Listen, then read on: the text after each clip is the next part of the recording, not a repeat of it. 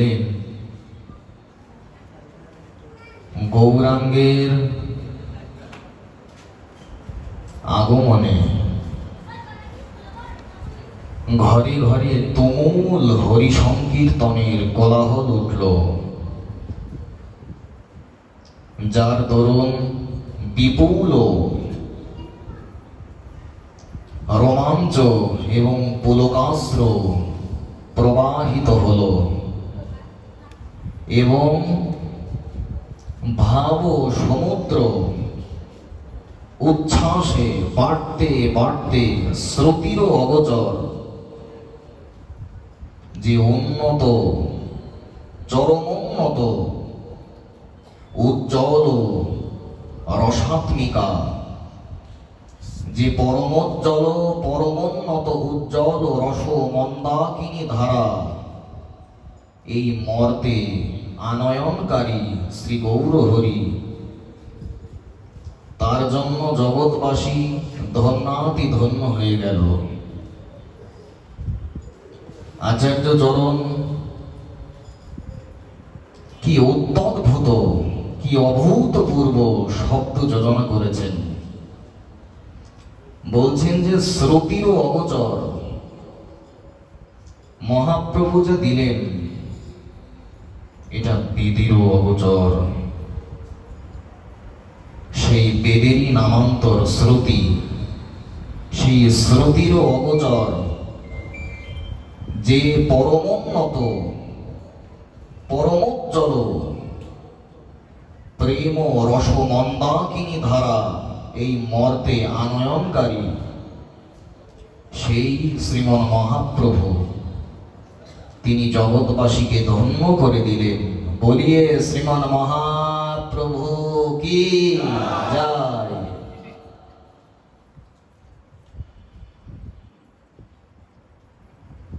তো এটা হচ্ছে বৃন্দাবনের বিশুদ্ধ যে হরিকথার ধারা, সেটা কীদৃশ? প্রথমে মহাজনকৃত শ্লোকোচ্চারণ, তারপরে হরিকথার ব্যাখ্যা। সেই নিয়মানুসারে আর আমরা অগ্রসর হচ্ছি। আজ আমাদের হরিকথার বিষয়বস্তু, আমাদের জীবনের সবচেয়ে বড় ক্ষতি কি? এই প্রশ্নের উত্তর যদি জানতে হয়, তাহলে শ্রী শ্রী হরিভক্তি বিলাসে শ্রীল আচার্য চরণ বিভিন্ন পুরাণ থেকে প্রমাণ দিয়েছেন। তন্মধ্যে স্কন্দ পুরাণ, পদ্ম পুরাণ আদি। সেই স্কন্দ পুরাণ থেকে আমাদের সদুত্তর প্রদান করলেন। কি উত্তর? সাহানি তাত মহাচ্ছিদ্রম সমোহো সাচ বিভ্রমঃ यन्मुहूर्तं क्षणं वापि वासो देवां न चिन्तयेत्। बोझे সাহানি তৎ মহচ্ছিদ্রম, শুধু চরম এবং পরম ক্ষতি নয়, জীবনে ছিদ্র তৈরি হয়ে যাবে। কেন? সাহানি তৎ মহচ্ছিদ্রম সমোহ সাচ বিভ্রমঃ, এবং আমার জীবনে বিভ্রম সৃষ্টি হয়ে যাবে। কেন? ইয়াত মুহূর্তং ক্ষণং বাপি, বললেন যেই মুহূর্তে শ্রীহরির স্মরণ করা হয় না, জীবনের সব থেকে বড় ক্ষতি হচ্ছে সেই মুহূর্তই সব থেকে বড় ক্ষতি। এক মুহূর্তের জন্যও যদি হরির বিস্মৃতি ঘটে, ইয়াত মুহূর্তং ক্ষণং বাপি, যেই মুহূর্ত হরির স্মরণ করা হয় না, কৃষ্ণ স্মরণ করা হয় না, কৃষ্ণ চিন্তন করা হয় না, জীবনের সব থেকে বড় ক্ষতি সেটাই। এজন্য বলছেন ইয়াত মুহূর্তং ক্ষণং বাপি বাসুদেবং ন চিন্তয়েৎ। এক মুহূর্ত যদি ভগবত বিমুখ হয়ে যায়, তোমার কি কি ক্ষতি হবে?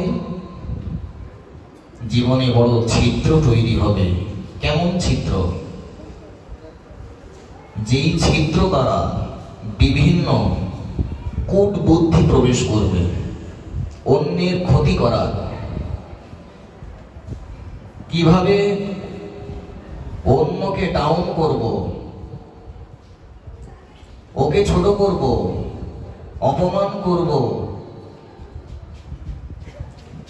অন্যের ভালো আর সহ্য হবে না, অন্যের ক্ষতি করার জন্য মন উৎসুক হয়ে উঠবে, আকুল হয়ে উঠবে। সাহানি তৎ মহৎ ছিদ্রম। এবং আপনার জীবনে যেই ছিদ্র তৈরি হবে, ওই ছিদ্র দ্বারা এই কূট বুদ্ধিগুলো, এই কূট যুক্তিগুলো প্রবেশ করে আপনার জীবনকে সম্পূর্ণ ধ্বংস করে দেবে। কিভাবে? আপনার সৎ বুদ্ধি হারিয়ে যাবে, আপনি শুভ চিন্তা করতে পারবেন না। এই শুভ চিন্তা করার যে শক্তি, এই শক্তি হারিয়ে যাবে যদি আমরা ভগবত বিমুখ থাকি। এজন্য ভজন না করলে বুদ্ধি খোলে না।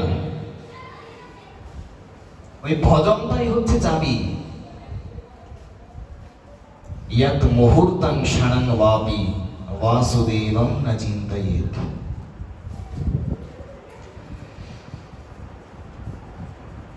দেখুন,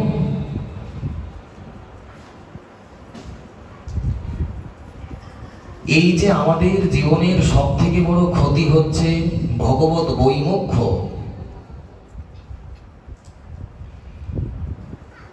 আমাদের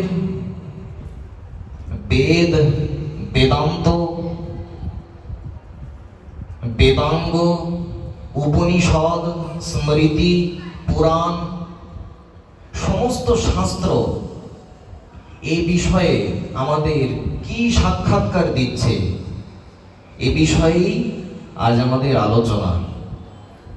এটি হচ্ছে আলোচ্য প্রসঙ্গ।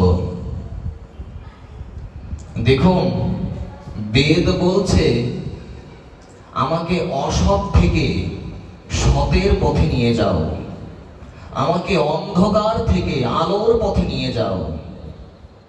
কোথায় বলছে? বেদের 4টা ভাগ আছে, তন্মধ্যে একটা হচ্ছে বেদান্ত, যার অপর নাম হচ্ছে উপনিষদ। সেই উপনিষদের নাম হচ্ছে বৃহদারণ্যক উপনিষদ।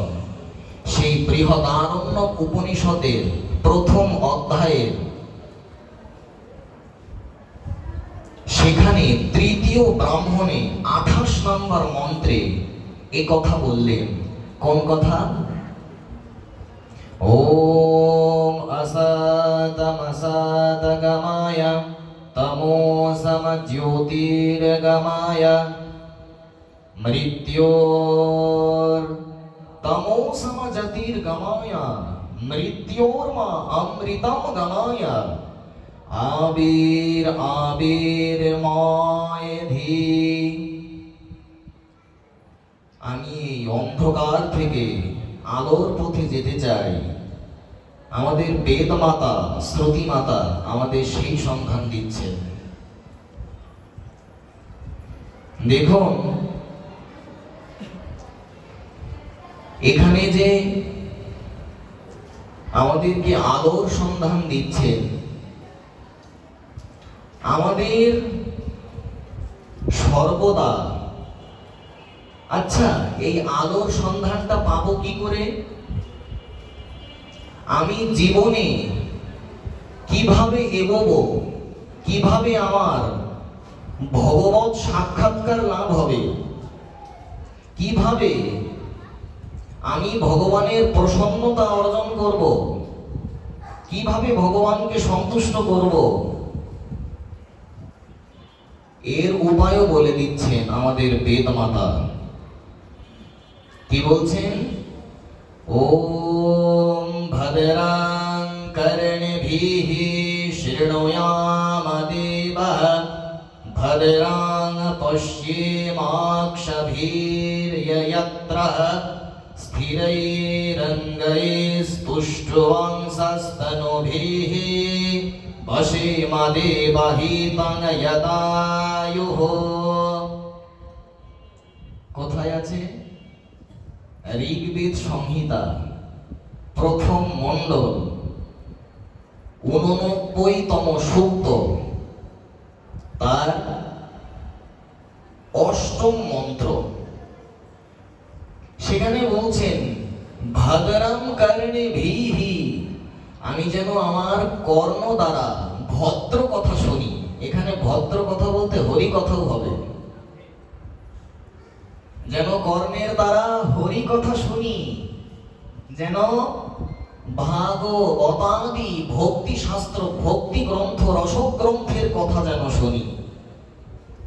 ভদ্রং কর্ণেভিঃ শৃণুয়াম দেবাঃ ভদ্রং পশ্যেমাক্ষ, আমি যেন ভদ্র বস্তু দেখি, যেন পবিত্র বস্তু দেখি, যেন আপনাদের মতন সাধুগুরুর দর্শন হয় নেত্রের দ্বারা, যেন শ্রীবিগ্রহের দর্শন হয়, যেন অর্চাবতারের দর্শন হয়, যেন মন্দিরের দর্শন হয়, যেন ভাগবতের দর্শন হয়, যেন গ্রন্থের দর্শন হয়, যেন পবিত্র বস্তুর দর্শন হয় নেত্রীর দ্বারা। এজন্যই তো বলছেন অক্ষ্ণো ফলম তাদৃশো দর্শনম হি তন্বা ফলম তাদৃশো গাত্র সঙ্গঃ জিহ্বা ফলম তাদৃশ কীর্তনম হি সুদুর্লভা ভাগবতা হি লোকে। হরি ভক্তি শুদ্ধদয়। কি বললেন? অক্ষ্ণো ফলম তাদৃশো দর্শনম। নেত্রীর সার্থকতা কখন হয়? যখন শুদ্ধ ভক্তের দর্শন করা যায়, যখন বৈষ্ণব দর্শন হয়, তবেই নেত্রীর সার্থকতা। আর বললেন গাত্র, এই শরীরের সার্থকতা কিভাবে হয়? বললেন আপনাদের মতন শুদ্ধ ভক্তদের স্পর্শের দ্বারা। আর জিহ্বার সার্থকতা কখন হয়? বললেন আপনাদের মতন শুদ্ধ ভক্তের স্তবস্তুতি দ্বারা, প্রশংসার দ্বারা আমাদের জিহ্বা সার্থক হয়ে যায়।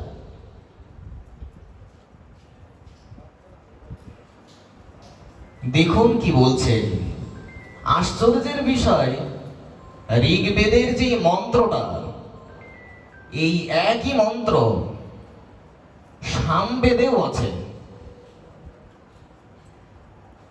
ওম ভদ্রাং কর্ণেভিঃ শৃণুয়াম দেবাঃ ভদ্রাং পশ্যেমাক্ষভির্যয়ত্রঃ স্থিরৈরঙ্গৈস্তুষ্ট্যংসস্তনুभिः পশ্যেম দেবহিতং যদাयुः। সামবেদ সংহিতা 1842 নম্বর মন্ত্র, 1874 নম্বর মন্ত্র সামবেদেও আছে। যেন নেত্রীর সদ্ব্যবহার হয়। বেদ মাতা আমাদের বলছে, আচ্ছা আমি কখন সাক্ষাৎ ভগবত দর্শনের জন্য যোগ্যতা লাভ করব? এর উত্তর ব্রহ্ম সংহিতায় লেখা আছে। প্রেমাঞ্জনোচ্ছুরিত ভক্তি বিলোচনেন সন্ত সদৈব হৃদয়েষু বিলগয়ন্তি ইয়াম শ্যাম সুন্দরম গুণ অচিন্ত স্বরূপম গোবিন্দমাদি পুরুষম তমহম ভজামি। বললেন এই জড় নেত্রের দ্বারা, প্রাকৃত নেত্রের দ্বারা তার দর্শন সম্ভব নয়। তো কিভাবে সম্ভব? বললেন প্রেমাঞ্জনোচ্ছুরিত, যেদিন এই প্রাকৃত নেত্র যেদিন অপ্রাকৃতে উন্নত হবে, সমন্বিত হবে, পরিণত হবে, যেদিন প্রেমনেত্র লাভ করব, সেই প্রেমনেত্রের দ্বারা সাক্ষাৎ আমি তাকে দেখতে পাব। ব্রহ্ম সংহিতা সিদ্ধান্তের লহরী তুলেছে। কি সিদ্ধান্তের ঝংকার তুলেছে! আমাদের শ্রুতিমাতা বেদমাতা বৈদিক মন্ত্রে কতটা স্পষ্ট করা হয়েছে। কি বলছেন? বলছেন येना वागभ्युद्यते तदेव ब्रह्मत्वं विद्धि नेदं यदिदुमुपासते यन्मनसा न मनते येनाहुर्मनोमतं तदेव ब्रह्मत्वं विद्धि नेदं यदिदुमुपासते याचक्षुषा न पश्यति येन चक्षुंषि पश्यति तदेव ब्रह्मत्वं विद्धि नेदं यदिदुमुपासते यन्मनसा न मनति येन मनः प्रणीयते तदेव ब्रह्मत्वं विद्धि नेदं यदिदुमुपासते। केन उपनिषद বৈদিক মন্ত্রের ঝংকার কি বলছেন? কিসের ধ্বনি প্রতিধ্বনিত হচ্ছে? বললেন জড়নেত্রের দ্বারা তাকে দেখা যায় না। তিনি যদি কৃপা করেন তবেই তাকে দেখতে পাবো। যদি তিনি সেই যোগ্যতা দেন তবেই তাকে দেখতে পাবো। যদি মহৎ কৃপায় প্রেম দৃষ্টি লাভ করতে পারি তবেই তাকে দেখতে পারবো সাক্ষাৎ। কিন্তু শুধু বিগ্রহ না, তিনি আমার সঙ্গে কথা বলবেন। আমি তাকে অচল রূপে নয় সচল রূপে দেখতে পাবো। সেই উপায় বলেছেন। এই মন কখন সার্থক হয়? তার চিন্তার দ্বারাই তো সার্থকতা লাভ করে। আমার কথা তার পর্যন্ত পৌঁছায় না। বৈদিক মন্ত্রে এ কথা বললেন কিনা কেন উপনিষদ? কি বললেন? আমার শব্দ তার কাছে পৌঁছায় কি? আমার ডাক তিনি শুনতে পান কি? আমি যা বলছি তিনি বুঝতে পারছেন কি? ইংরেজিতে বলি, সংস্কৃতে বলি, হিন্দিতে বলি, যে ভাষাই বলি না কেন তিনি সব ভাষা বোঝেন কিনা?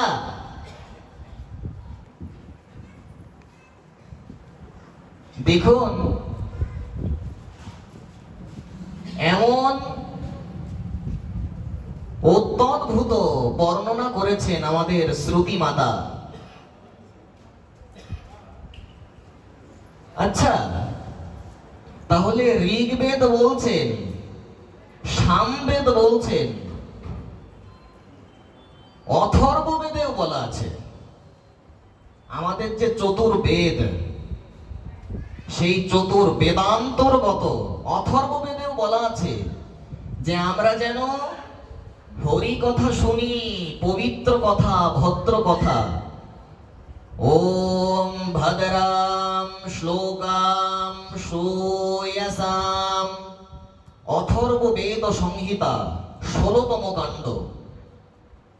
যেন কর্ণের দ্বারা তার দিব্যাতি দিব্য লীলামৃত, তার মহিমামৃত অনন্ত অগাধ আর মহৎ মুখে নির্ঝরিণী হিল্লোলিনী কল্লোলিনী ধারার ন্যায় যে প্রবাহিত হচ্ছে, আমি যেন সেই স্রোতস্বিনীতে যেন অবগাহন করতে পারি, আমি যেন সেই কথারূপী অমৃত স্রোতস্বিনীতে নিমজ্জিত হতে পারি, যেন আমার কর্ণশুদ্ধি করতে পারি মহৎ মুখে হরি কথা শ্রবণের দ্বারা। এজন্য ভাগবত তো তাই বলছেন,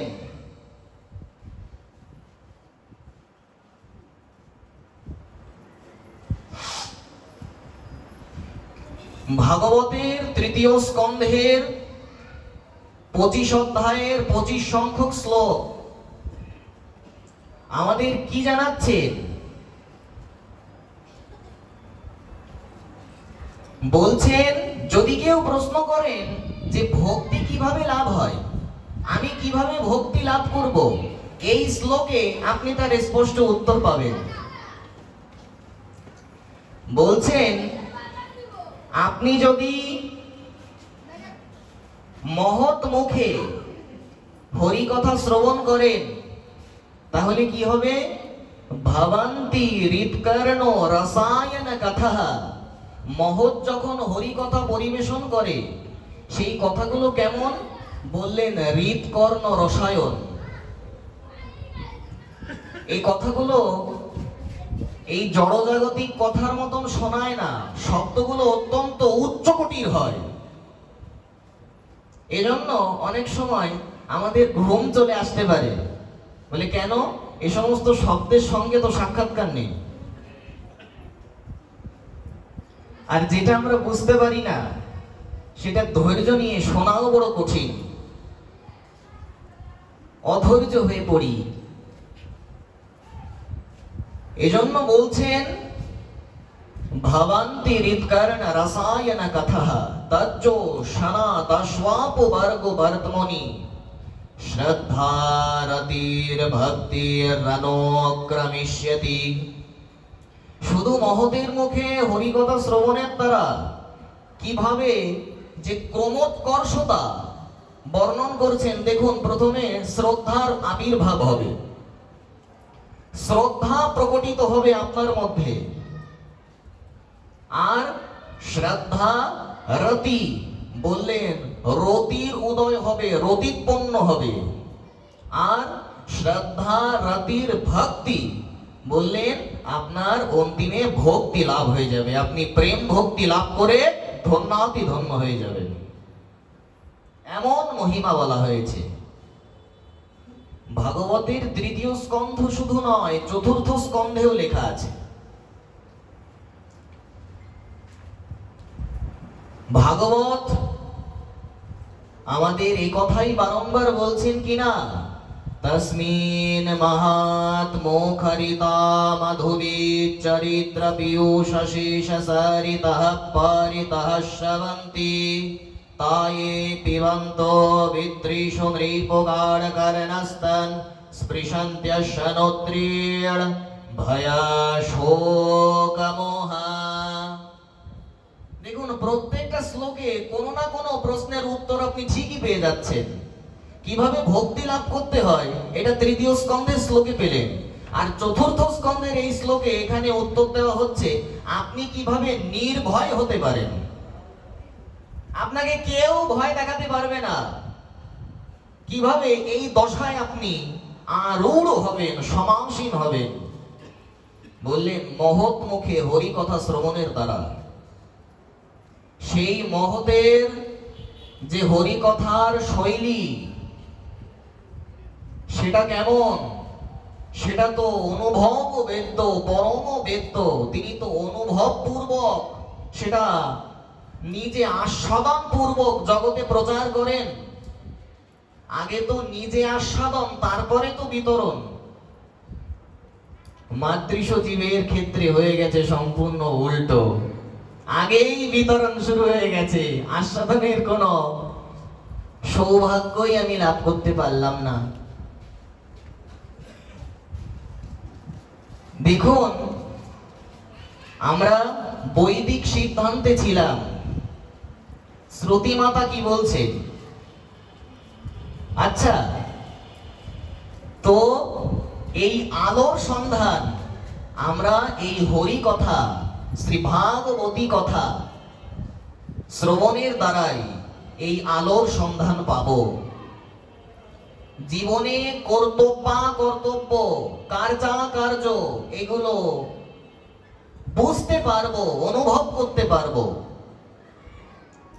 আচ্ছা দেখুন,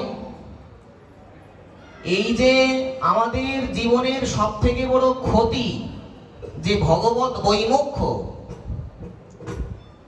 যারা ধর্মাচরণ করেন না, ধর্মানুশীলন করেন না, এনাদের বিষয়ে আমাদের সনাতন শাস্ত্রে কি বলছেন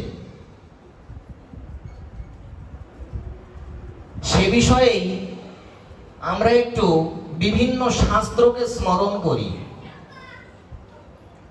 যদি গরুড় পুরাণকে অধ্যয়ন করা হয়, স্মরণ করা হয়, একটা অভূতপূর্ব শ্লোক পেয়ে যাবেন। গরুড় পুরাণ বলছেন যে গরুড় পুরাণের পূর্ব খণ্ডের 108 অধ্যায়ে 17 নম্বর শ্লোকে আপনি এই কথাটি পাবেন, यस्य धर्म विहीनानि, বললেন যার জীবনে কোনো ধর্ম নেই, যিনি ধর্মের ধার ধারেন না। কি বলছেন? বললেন তার জীবন তো একটা পশু সুলভ, তিনি তো মনুষ্যত্বে উন্নীত হতে পারেননি। यस्य धर्म विहीनानि।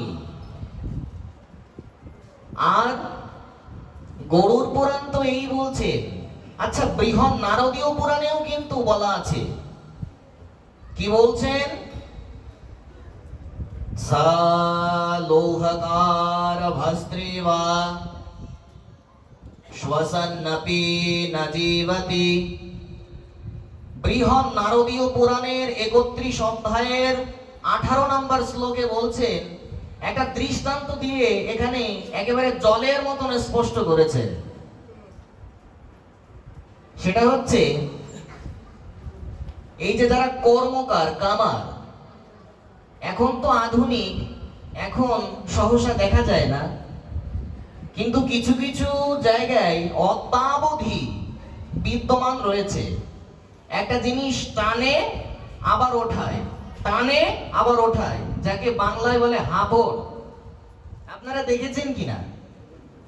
তো বলছেন ওই যে কামারের, কর্মকারের যে হাবড়টা না, ওটাতে যেমন নিষ্ফল শ্বাস প্রশ্বাস প্রবাহিত হয়, তো যার জীবনে ধর্ম নেই তার যদি শ্বাস প্রশ্বাসও চলে, বললেন ওই কামারের হাফরের মতন তার শ্বাস প্রশ্বাস ব্যর্থ এবং বৃথা।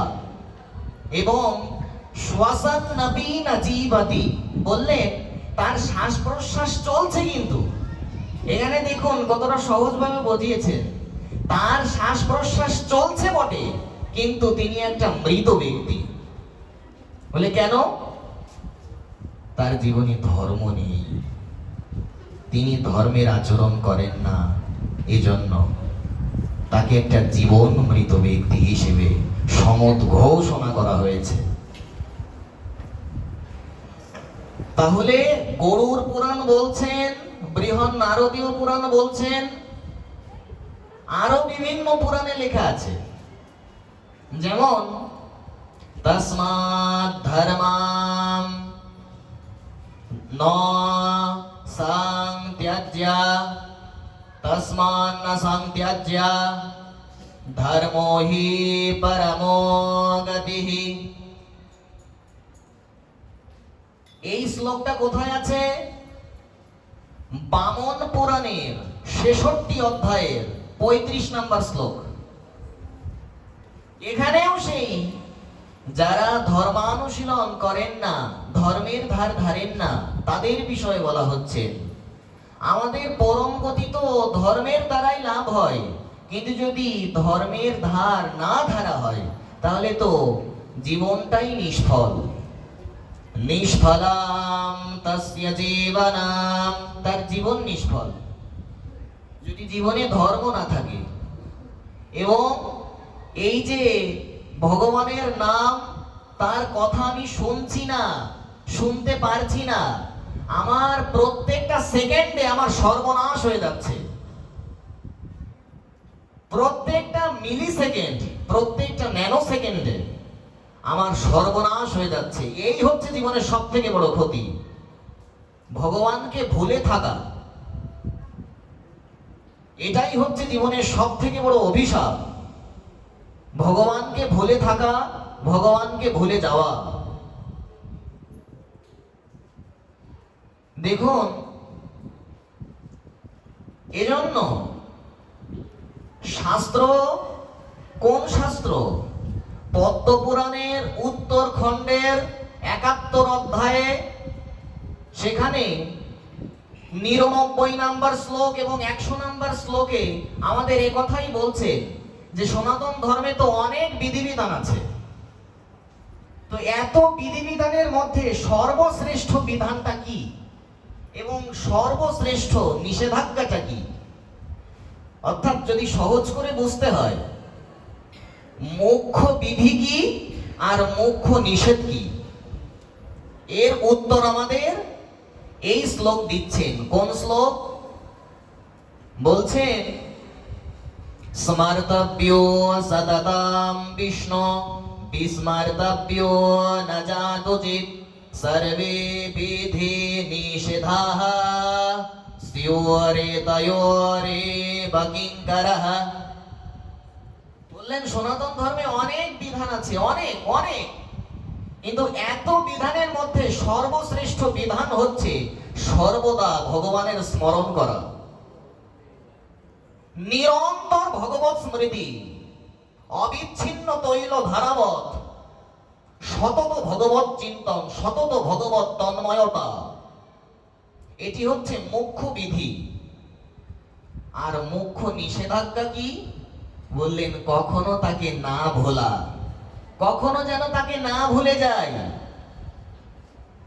যেন নিরন্তর আমার জীবনে শ্রী হরি তিনি যেন প্রতিষ্ঠিত হয়ে যান।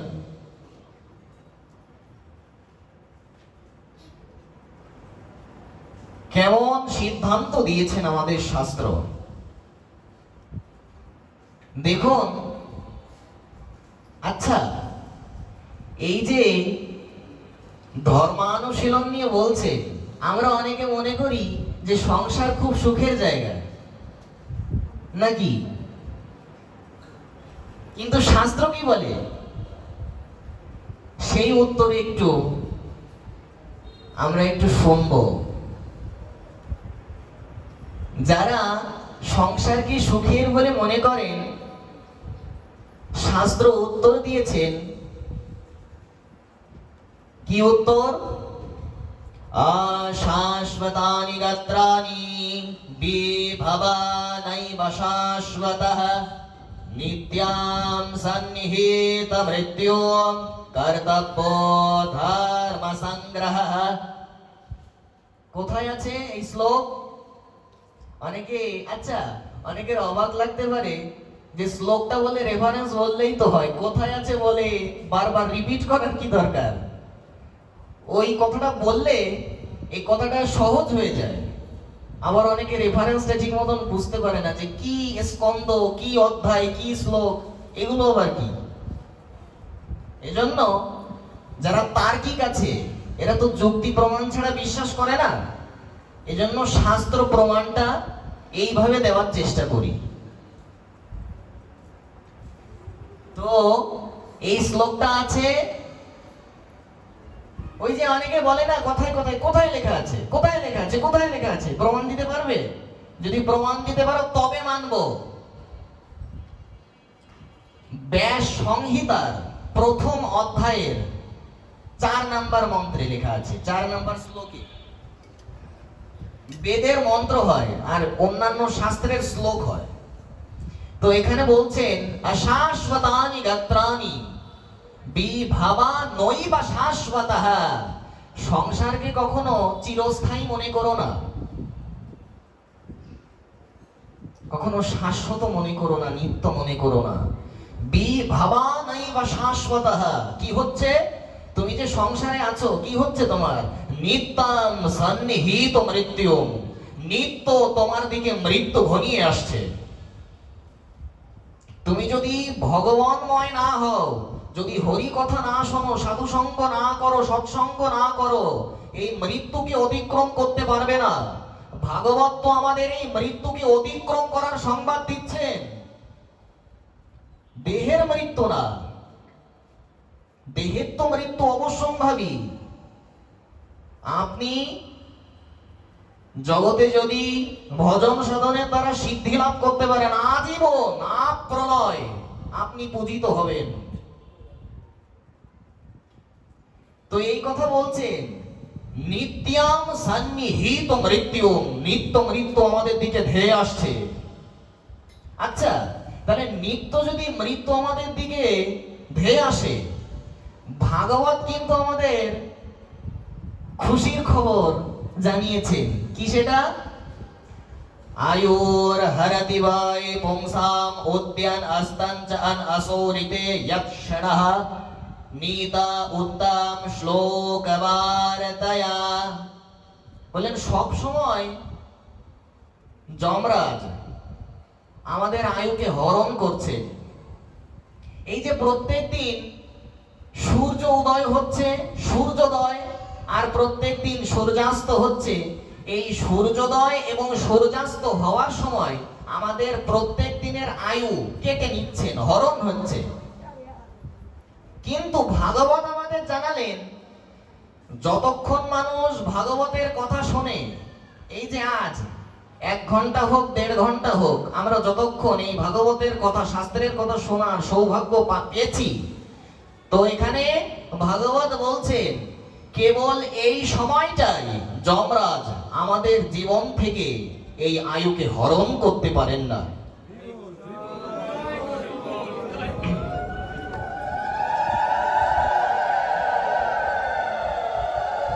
কেবল এই সময়টাই, এমন মহিমা এই ভাগবত ধর্মের, এই ভাগবত কথার, এত অনন্তাদ্ভুত মহিমা।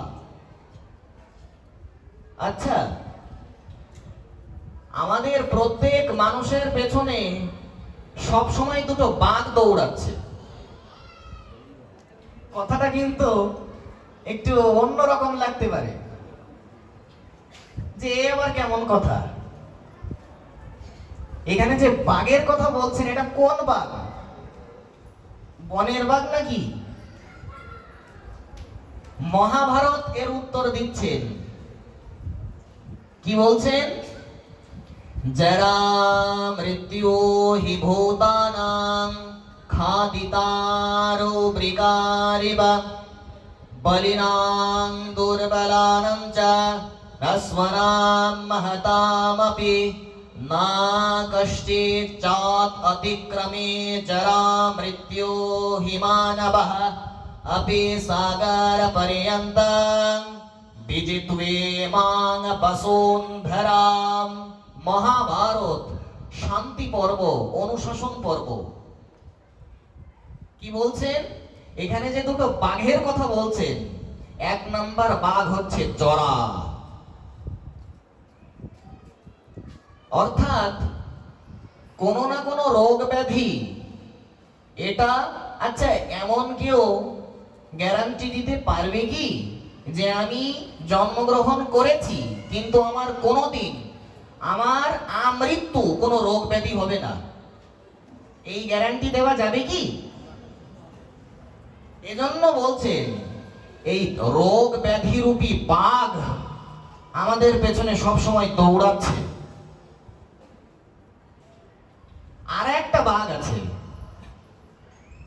2 নাম্বার বাঘ হচ্ছে মৃত্যু। এই মৃত্যুরূপী বাঘ সব সময় ধাওয়া করছে আমাদের। কাকে যে কখন খেয়ে ফেলবে এর কোনো ঠিক ঠিকানা।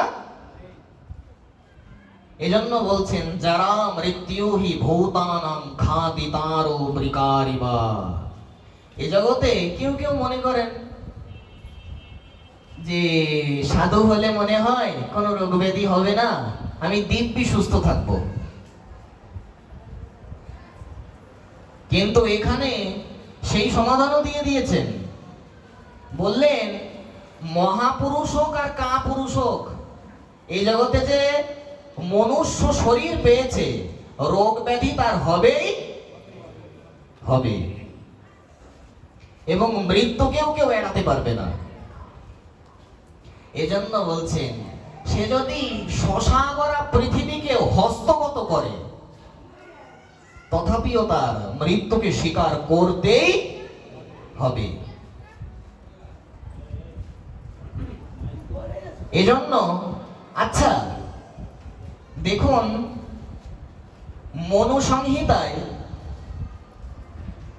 কিছু কিছু বাস্তব কথা এতটা মর্মস্পর্শী না, আপনারা শুনলেই অনুভব করতে পারবেন। সেই কথাগুলো কি? না মুত্রা হে সহর্থাং পিতা মাতা যতিষ্ঠতঃ ন পুত্র দারং ন জ্ঞাতিঃ ধর্মাস্তিষ্ঠতি কেবলঃ एकः प्रजायते जन्तोरेका एव प्रलेयते एकानुभुङ्कृते सुकृतां दुष्कृतम् एकमेव च मृतां शरीरमुत्सृज्य काष्ठदुष्ट समांशितो विमुखा बान्धवायन्ति धर्मास्तमनुगच्छति तस्मात् धर्मां सहर्तां नित्यां सञ्चेनुवाच्छनैः धर्मेण हि सहायेन तमास्तरति दुस्तराम्। মনুসংহিতার অধ্যায় নাম্বার 4 শ্লোক নাম্বার 239 থেকে 242 প্রথমেই বলছেন না মুত্রা হি সহর্থাং পিতা মাতা যতিষ্ঠতঃ। আমি যখন মরে যাব আমার সঙ্গে আমার মা বাবা যাবে তো? আমার ছেলে স্ত্রী, কোন আপনজন কোন আত্মীয় স্বজন কেউ আমার সঙ্গে যাবে কি? এজন্য বলছে একাহ প্রজায়তে, তুমি যখন জন্মগ্রহণ করেছিলে তখন একাই এসেছিলে, আর যখন যাবে তখন একাই যেতে হবে। একাহ প্রজায়তে জন্তু একরেব প্রলীয়তে, তুমি যেই যেই সুকৃতি অর্জন করছো, তোমার যেই যেই পুণ্য, এগুলো তোমাকে একাই ভোগ করতে হবে, অন্য কেউ ভোগ করে দেবে না। তোমার যেই পাপ আছে এগুলো তোমাকেই ভোগ করতে হবে, অন্য কেউ ভোগ করবে না। আচ্ছা তারপরে কি বলছেন? বলছেন যে মৃতাম শরীরম উৎসৃজ্য, এই যে মানুষ মারা গেলে কাউকে দাহ করা হয়, কাউকে সমাধি দেওয়া হয়, আবার কারোর ভাগ্যে দাহ সমাধি কোনোটাই জোটে না। কি হয়? বলে টান মেরে ফেলে দেয়, আর তখন শ্রীগাল কুকুর মিলে মহোৎসব করে, তাই কি না? এজন্য বলছেন মৃতাম শরীরম উৎসৃজ্য কাষ্ঠদুষ্ট সমাংশিত বিমুখা বান্ধবায়ন্তি। আপনার যখন সৎক্রিয়া অন্ত্যেষ্টিক্রিয়া সুসম্পন্ন হবে তখন আপনার যত আত্মীয় স্বজন বান্ধব এরা সবাই বাড়িতে ফিরে আসবে। কেউ কেউ তো বলেন মরা পোড়ানো হয়ে গেছে, চল বাড়ি ফিরে যাই, নাকি?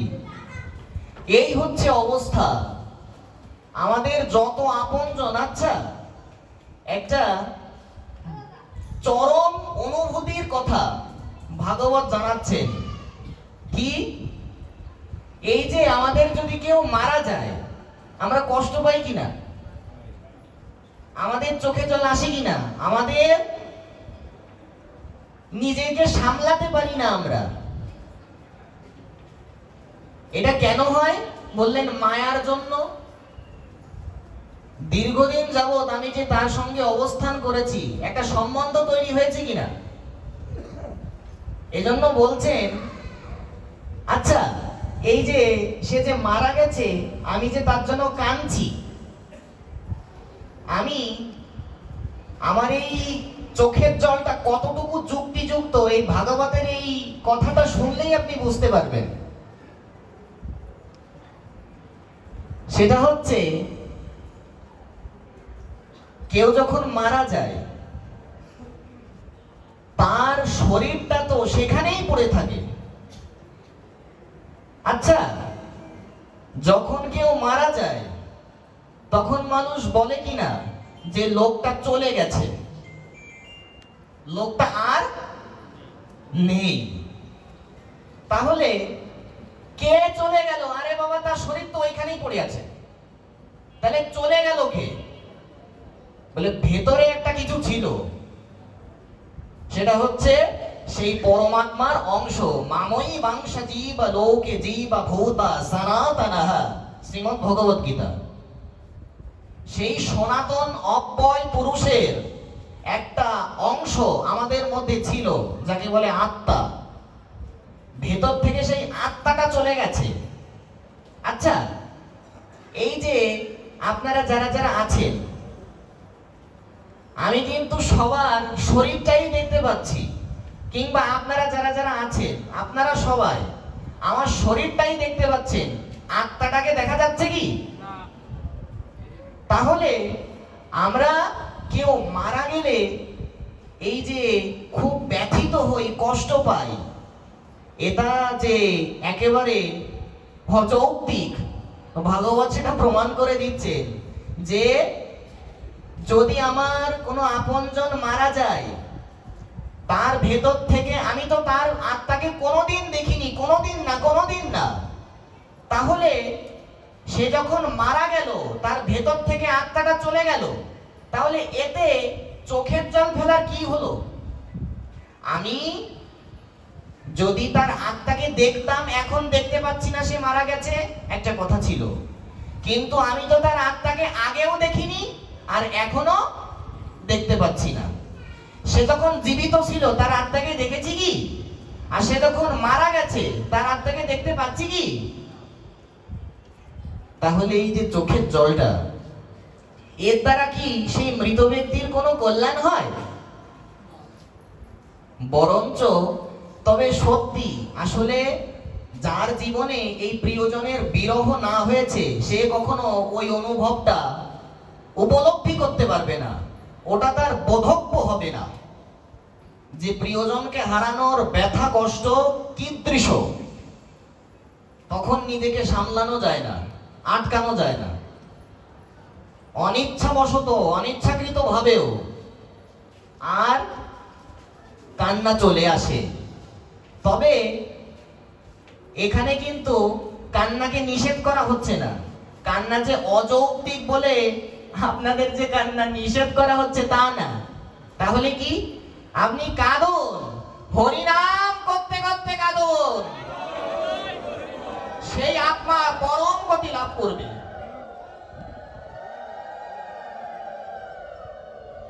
উদ্ধার হয়ে যাবে সে। এই মৃত মানুষের কথা বলতে বলতে একটা প্রশ্ন মনে চলে আসলো। অনেকেই এই প্রশ্নটা করেন, কোথায় যেন গিয়েছিলাম, সম্ভবত ঝালকাঠিতে, বরিশাল ঝালকাঠি। সেইখানেই মানে এই জিনিসটার একটা প্রভাব আছে। কি জিনিস?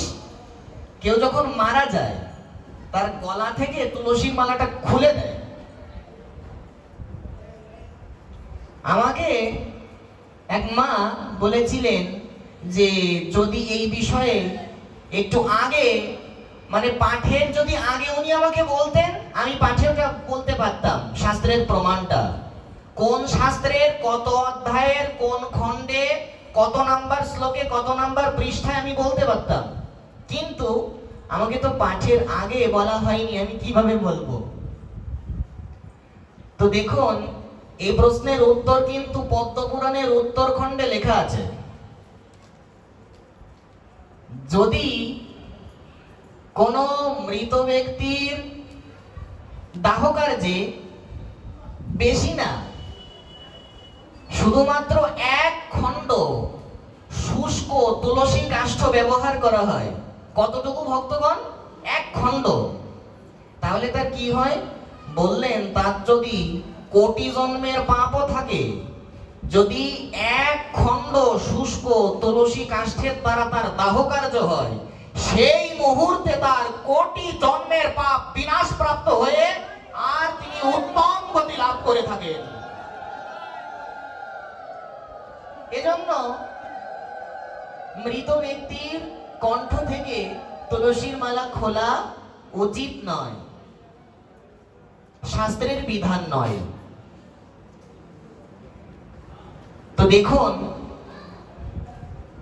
আমাদের, আচ্ছা, সেই 242 নম্বর শ্লোকে কি বলছেন? তস্মাৎ ধর্মং সহার্থম নিত্যম সঞ্চিনো আচ্ছানাইহি। এজন্য হে মানুষ, সবাই নিত্য ধর্ম সঞ্চয় করো, নিত্য ধর্ম করো।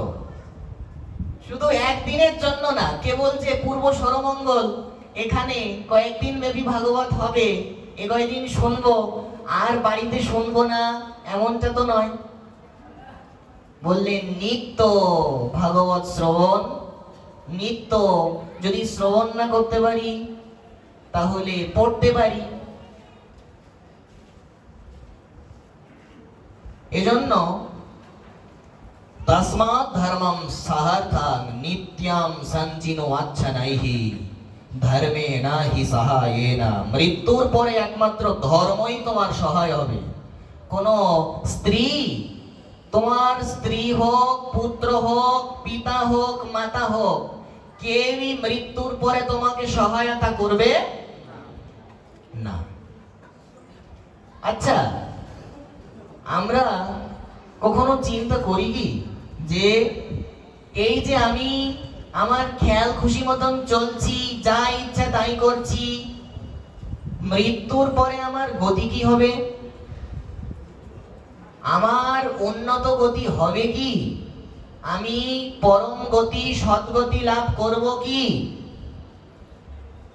নাকি আমি অধোগতি লাভ করব? এই বিচার বোধ এ তো বুদ্ধিমান মানুষেরই থাকে। এজন্য এই একটা জিনিসের জন্যই মানুষ অন্য সমস্ত প্রাণী থেকে আলাদা। কোন জিনিসটা? এর উত্তর লেখা আছে উত্তর গীতা। আমরা এখানেও আছে, এই যে এখানে শ্রীমদ্ ভগবত গীতা আছে। গীতা কিন্তু বিভিন্ন রকম হয়, শিব গীতা, পাণ্ডব গীতা, রাস গীতা, গুরু গীতা, এরকম উত্তর গীতা। সেখানে একটা খুব প্রাচীন শ্লোক আছে, সেখানে বলছেন যে আহার নিদ্রা ভয় মাইথুনঞ্চ সামান্যমেতাৎ পশুভীর নরানাম ধর্মো হি তেষাম অধিকো বিশেষো ধর্মো হীনঃ পশুভি সমানঃ। বলছেন চারটা বৈশিষ্ট্য আছে।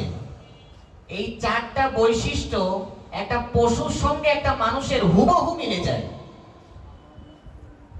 কি কি বললেন? প্রথমত আহার, একটা পশু আহার করে, একটা মানুষও আহার করে। নিদ্রা, একটা পশুরও নিদ্রা আছে, একটা পশুও ঘুমায়, একটা মানুষও ঘুমায়। ভয়, একটা কুকুরকে যদি লাঠি নিয়ে ভয় দেখান, পাবে কি না ভয়? একটা পশুরও ভয় আছে, একটা মানুষের সামনে যদি সাপ আসে ভয় পাবে কিনা? আবার সবাই তো সাপে ভয় পায় না। সাপে না পাক বাঘে তো পায়, অন্য কিছুতে তো পায়। আর বললেন ভাই মাইথুন আনচা, বললেন একটা পশুরও পরিবার আছে, তারও সন্তান হয়, একটা মানুষেরও হয়। এরকম চারটা বৈশিষ্ট্য পশুর সঙ্গে হুবহু মিলে যায়। তাহলে মানুষটা আলাদা কিসে? মানুষ যে শ্রেষ্ঠ, মানুষ্যানাম সৃষ্টিনাম শ্রেয়ঃ, অর্থাৎ মানুষ হচ্ছে সৃষ্টির সেরা জীব। তাহলে এই শ্রেষ্ঠত্ব কোথায়?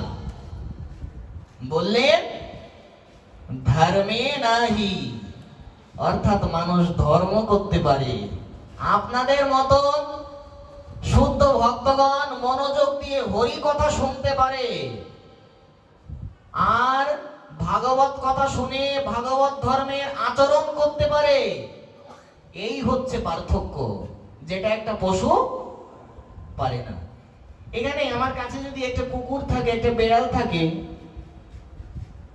সে যদি এখানে আমার সম্পূর্ণ পাঠটা বসে বসে শোনে, একটা কথাও তার বোধগম্য হবে?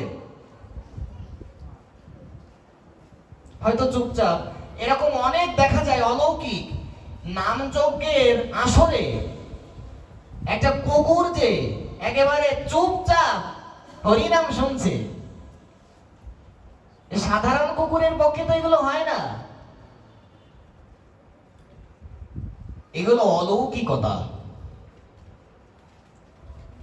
তবে দেখুন তাহলে আমাদের শাস্ত্র কি বলছেন। এজন্য নিত্য সঞ্চীন আচ্ছা নাই, নিত্য ধর্ম সঞ্চয় করো। আচ্ছা, তাহলে এই আমাদের জীবনের সব থেকে বড় ক্ষতি, এটা আমরা অনুভব করতে পারছি যে আমাদের অন্তিম পরিণাম কি। আমরা সবাই জানি যে আমাদের অন্তিম পরিণাম হচ্ছে মৃত্যু, কিন্তু জানা সত্ত্বেও বিবেক জাগ্রত হয় কি? বিবেকের দংশন হয় কি? যখন পাপ কর্ম করতে যাই আমি নিরস্ত হই তো? বলে না তো। এ কথাই প্রেম ভক্তি চন্দ্রিকায় ঠাকুর মহাশয় লিখেছেন। বলছেন পাইয়া মানুষ জন্ম আর নীতি তবু করো কার্য মন্দ, মরিলে মরিলে কি হইবে গতি। দেখুন শব্দগুলো লক্ষ্য করুন, মরিলে কি হইবে গতি, আর না পাও দুঃখ ইতি, তবু করো নীতি কার্য মন্দ। মরলে যে কি গতি হবে তুমি বুঝতে পারছো না, তুমি প্রত্যেক দিন আর মন্দ কর্মই করে চলেছ। এজন্য তবু করো নীতি কার্য মন্দ। আচ্ছা, এই বিবেকের কথা যে আসলো, বিবেকটা জাগ্রত হয় কিভাবে? এই যে আজ আমাদের জীবনে যে সৎসঙ্গের ভাগ্য উদিত হয়েছে, মহৎ মুখে হরি কথা শ্রবণের দ্বারাই বিবেক জাগ্রত হয়, সমস্ত অজ্ঞানতা দূরীভূত হয়, সমস্ত অন্ধকার। আচ্ছা, যেমন সূর্য প্রকাশ হলে তখন কি রাত থাকে নাকি দিন হয়? সূর্য প্রকাশিত হলে যেমন কোনো অন্ধকার থাকে না, সমস্ত অন্ধকার দূরীভূত হয়ে যায়, ঠিক তেমনি আমাদের জীবনে যেদিন হরি কথার উদয় হয় সেই দিন আমাদের জীবন থেকে সমস্ত অজ্ঞানতা অন্ধকার দূরীভূত হয়ে যায় এবং বিবেক জাগ্রত হয়। আর এই বিবেক জাগ্রত করার অগ্রদূত এই বাংলাদেশে প্রাতঃস্মরণীয় বন্দনীয় চরণ, আমাদের সবার পূজ্য চরণ গোপীনাথ বাবা। এই চেতনা জাগ্রত করার অগ্রদূত। আমি অবাক হয়ে গেলাম।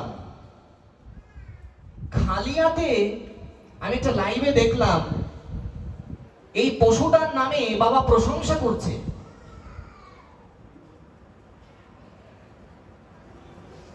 কত মর্যাদা বোধ থাকলে এইভাবে সম্মান দেওয়া যায়।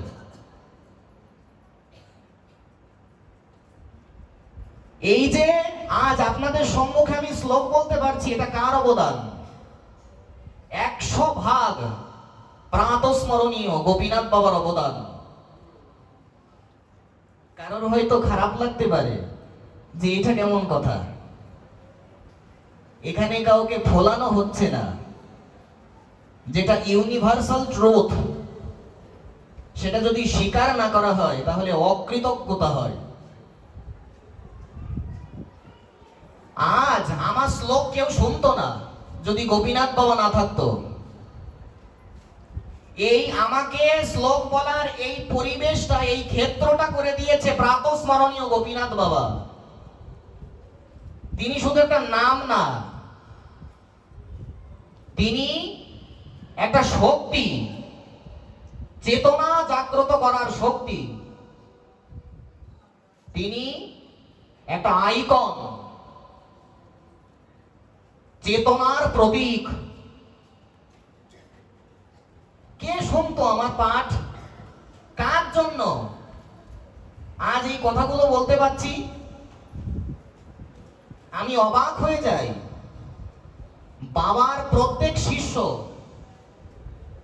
রত্ন এক একজন, কোনো না কোনো গুণ আছেই কারণ না কারোর মধ্যে। কেউ সুন্দর মৃদঙ্গ বাজায়। আমার সম্মুখেই বসে আছে আমার পূজ্য দাদা, আমার মাননীয় দীপক দাদা। এত হৃদয়স্পর্শী, চিত্তস্পর্শী কীর্তন পরিবেশন করেন, অবাক হতে হয়।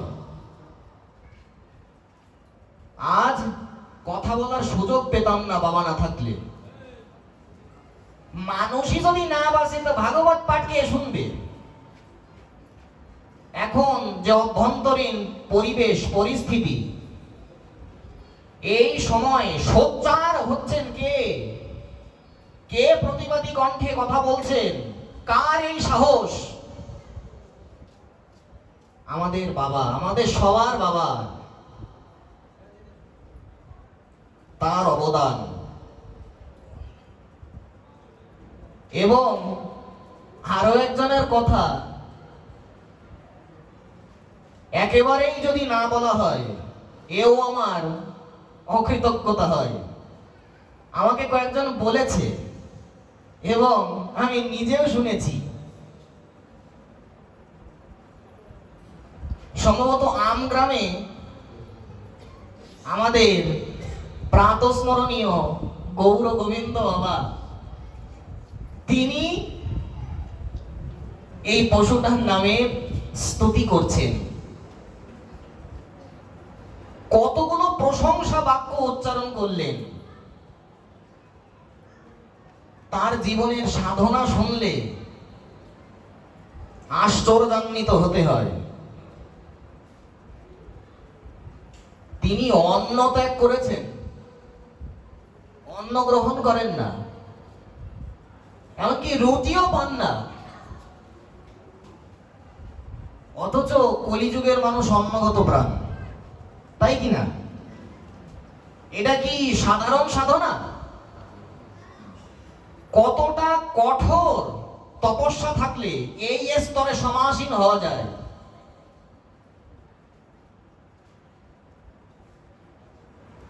এই হচ্ছে মর্যাদা বোধ। সাধু যদি আর এক সাধুকে মর্যাদা না দিতে জানে, যদি এক সাধু আর এক সাধুকে সামনে ভালো বললো, পেছনে নিন্দা করলো, এটা তো কপটতা। এজন্য যিনি প্রকৃত সাধু, তিনি অন্য সাধুকে কায় মন বাক্যে সম্মান দেবেন, এবং সেটা অগোচরে নয়, একেবারে সর্বসমক্ষে। এই এই মর্যাদা বোধ যেন আমার মধ্যে আসে, যেন সাধুদের মর্যাদা দিতে পারি। এই ইতিমধ্যে তো আমি বলেছি শাস্ত্রের প্রমাণ সহ যে জিহ্বা তখনই পবিত্র হয়, সার্থক হয়, যখন সাধুর গুণমহিমা কীর্তন করা হয়। এই মাতৃষ জীবের এই পাপিষ্ঠ অপবিত্র জিহ্বা যদি একটু এতাদৃশ মহতের কীর্তনের দ্বারা, প্রশংসার দ্বারা, স্তবস্তুতির দ্বারা যদি একটু পবিত্রত্ব লাভ করে,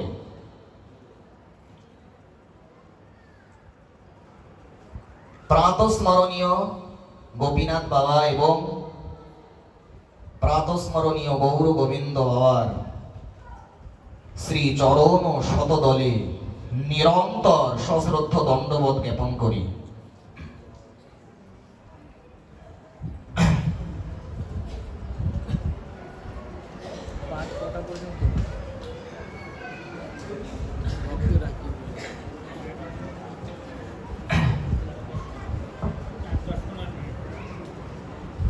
তো দেখুন, আজ আমাদের বেশিক্ষণ আপনাদের যন্ত্রণা দেব না, কষ্ট দেব না। আমরা যেই প্রসঙ্গে আলোচনা করছিলাম সেই প্রসঙ্গেই একটু বিস্তার করে একেবারে সংক্ষিপ্তভাবে আমরা কিছু কথা উল্লেখ করে